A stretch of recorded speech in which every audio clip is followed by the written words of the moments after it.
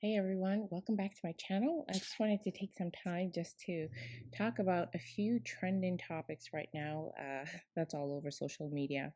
I wanted to share my commentary on Jim Jones saying that his mother is the first person to teach him how to kiss, specifically how to French kiss.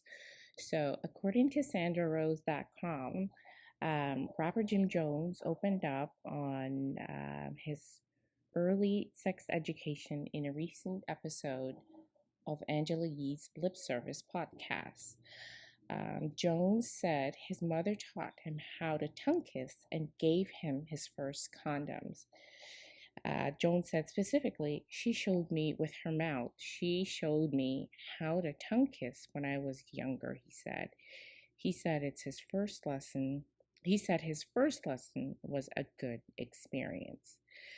So my thought on this is somewhat, I guess, similar to Boosie and what he did with his underage son with regards to their first, I guess, sexual experience.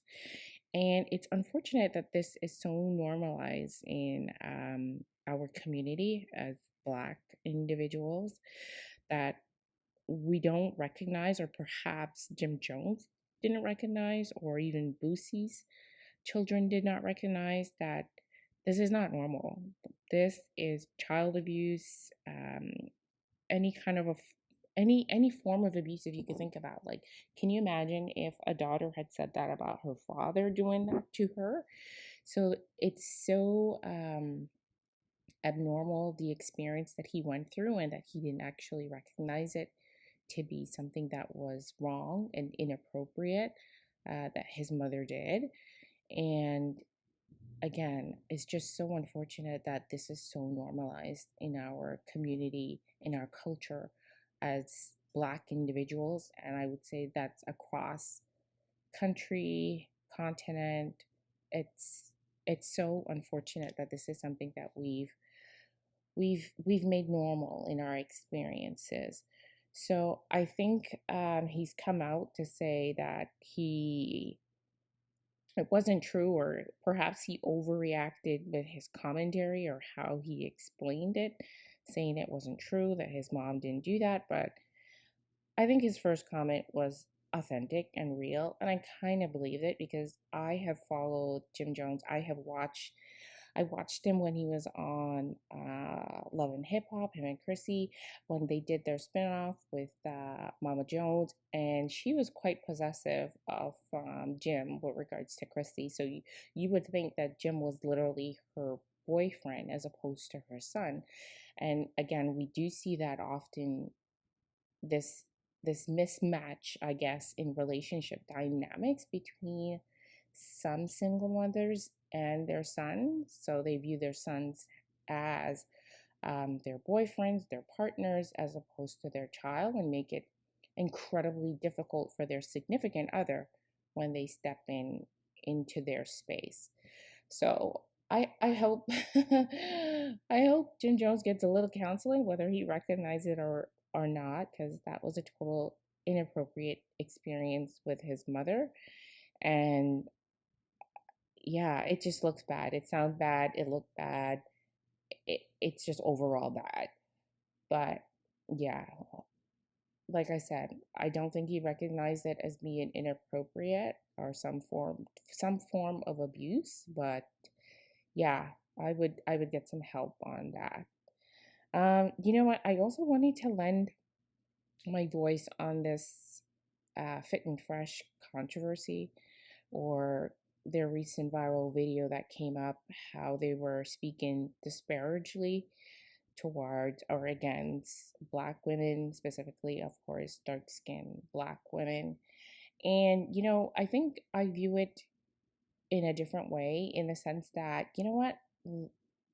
We just have to tune them out sometimes, because if we understand their core audience and who their listeners are, like, they're saying things to get attention, go viral. Obviously, we're talking about it, so I would say it worked. Do I intuitively believe that this is how they feel about Black women? Yes, I think they don't date, or they're not affectionate towards Black women, even though they were saying they have Black mothers, Black sisters, Black aunts, etc. I believe that that is um, their true sentiments as to how they view and think about Black women. They don't do the dark. I think that was how they specified the comments. But I think we as Black women just have to get to a point where comments or commentary such as Fit and Fresh, like that's something that we should just tune out. Don't support their podcast. Don't go on. Don't leave messages in their commentary. Don't super chat them. Don't donate. Like there has to come a point where we do not support. I was looking over at Chrissy's page, and she was bringing up this Maxwell commentary, and she was saying that she might go back to the do not support list, or whatever she had it before, or whatever format she had it before. And I think that's exactly what we have to do. Like we just don't support these particular platforms where we see that they are making incredible demeaning comments towards Black women, especially dark-skinned Black women. And it is to play to their base. It's also, like I mentioned, to go viral. It's to increase their notoriety. And the more we comment, the more we support is exactly what they want, is exactly what they need to leverage their platform. So just overall, like I'm saying, let's try to dismiss this going forward in 2022. Let's just not pay them any support, any mind, as we would say in the Caribbean community. Let's not pay them any mind, and just move forward. I guess my last trending topic that I wanted to just mention, it's nothing really pressing. I'm just seeing on social media that Kanye is, I guess, in a new relationship that just started on New Year's Eve with a Julia Fox, an actress, Julia Fox. And what I think about this is that it is so interesting. I think, like, just like last week, he purchased a home across the street from his former wife, or to be former wife, Kim Kardashian, and still vying for her attention, wanting to get back with her. And then now, New Year's Eve, boom, he's in a new relationship and making grandiose gestures towards a new love interest. I'm just going to read something that Julia Fox stated with regards to how she described her date with Kanye West. This is how she described in an interview recently. It's called Interview Magazine. So this is what she said. Bear with me. It might just be a little lengthy, but I just wanted you to get an understanding of what's going on. So she said, I met you in Miami on New Year's Eve, and it was an instant connection. His energy is so fun to be around. He had me and my friends laughing, dancing, smiling all night. We decided to keep the energy going and fly back to New York City to see Slave play. Okay, that's another commentary for another day. Yee's flight landed at 6 and the play was at 7, and he was there on time. I was impressed. After the play, we chose to do dinner at Carbone, which is one of my favorite restaurants, obviously.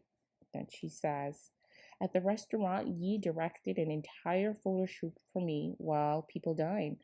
The whole restaurant loved it and cheered us on while it was happening. After dinner, Yee had a surprise for me. I mean, I'm still in shock. Yee had an entire hotel suite full of clothes. It was every girl's dream come true. It felt like real Cinderella. It felt like a real Cinderella moment.